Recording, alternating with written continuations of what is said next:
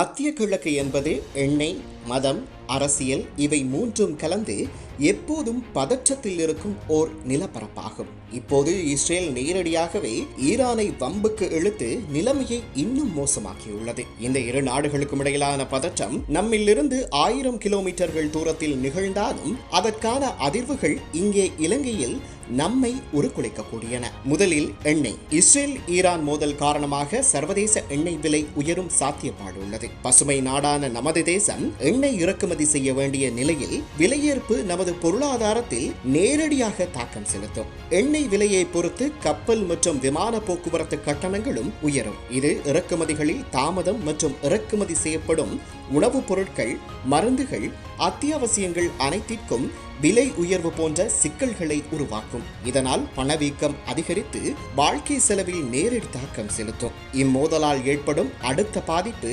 நாணய மாற்று விகிதங்கள் கூடுவதாகும். அமெரிக்க டாலர் விலை உயரும் போது இலங்கையின் ரூபாயின் பெறுமதி குறைகிறது. வெளிநாட்டவர்கள் இலங்கையில் முதலீடு செய்வதற்கான நாட்டம் குறைவடையும். முதலீடுகளால் உருவாகும் வேலை வாய்ப்புகள் குறைவடையும். அது மட்டுமல்ல, மத்திய கிழக்கில் பணிபுரியும் நமது சகோதரர்கள், லட்சக்கணக்கான இலங்கை புலம்பெயர்ந்த தொழிலாளர்கள் போன்றோர் ஆபத்தான சூழ்நிலைகளை எதிர்கொள்ள வேண்டி ஏற்படும். மோதலால் அவசர நிலைமைகள் உருவாகும் போது அவர்களது பாதுகாப்பு மற்றும் வேலை வாய்ப்பு என்பன கேள்விக்குறியாகின்றன. இதனால் இலங்கைக்குள் வரும் அந்நிய செலாவணி குறையும். இயற்கை செழுமையும் வனப்பும் மிக்க தீவாக இலங்கை காணப்படுவதால் இலங்கையின் பொருளாதார கூறு பெருமளவில் சுற்றுலா பயணிகளின் வருகையில் தங்கியுள்ள நிலையில் உலகளாவிய ரீதியில் ஏற்பட்டுள்ள பதற்ற நிலை மற்றும் பாதுகாப்பின்மை சுற்றுலாத்துறையை நம்பியுள்ள இலங்கை போன்ற உலக நாடுகளது பொருளாதாரத்தில் வீழ்ச்சியை ஏற்படுத்தும் சாத்தியக்கூறும் இல்லாமல் இல்லை. எனவே புதிய மாற்று எரிசக்திகள், உள்நாட்டு உற்பத்திகள், நுட்பமான பொருளாதார கொள்கைகள் போன்றவையே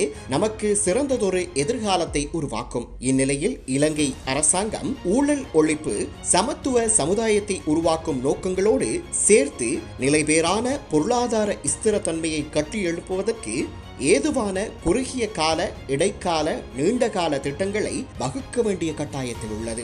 இது ஒரு கணிப்பு அல்ல, இது ஓர் எச்சரிக்கை, விழிப்பிற்கும் மாற்றத்திற்குமான ஓர் அழைப்பு.